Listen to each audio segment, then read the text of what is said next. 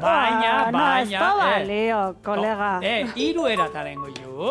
Aukerak daudena gaur egun. A ber, ez? Bai. Zuen etxean nola itxezue? Honekin. Betikoa, ogi lehorra.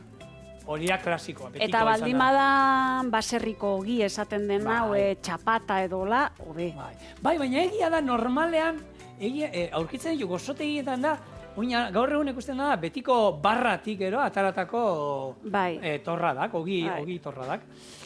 Hemen txorienen azken aldin inditugunak, briotxarekin. Horrek ez du behar ezerrez. Eta gero, ohikoa da, azken urtetan be saltzen dute, ogi, boio antzekoa. Hau, iruzurra da. Torradak egiten. Ogin familiko iruzurra da. Boioa, azkenean. Bueno.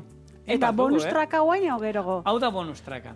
Bonus traka honekin, zuk hor, torrada nola ingo zenuk, azara beste osaia, jendeak egusteko. Noski. Hau, suposatzet esne freskoa izango dela jetzi berria. Bale.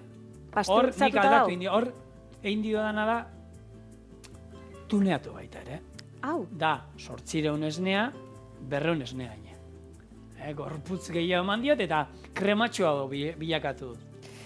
Hau infusionatzeko kanela zoztorra, edo makiltoa deitzen diozuen bezala, azukrea, limoi azalaterako diogu, eta hau izango da gero azkeneko momentun pasatzeko, segundu bat, hau infusionatu.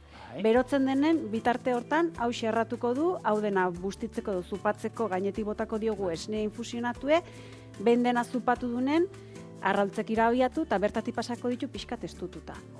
Hor batzuk irinetik pasatzen dute, eta gero arrautzatik. Nik ohitura daukat, hor aukeran jarri dut osagaietan irina, ze egia da, errezeta batzuetan batzuk egiten dutela irinen. Nik arrautzatik eta frejitu ite dut, eta nik ontan oliba olioa erabiltzen du. Batzuk ekilore olioa, baina nik oliba erabiltzen du fregitzeko torrada. Beste batzuk laben iten du, Baita ere.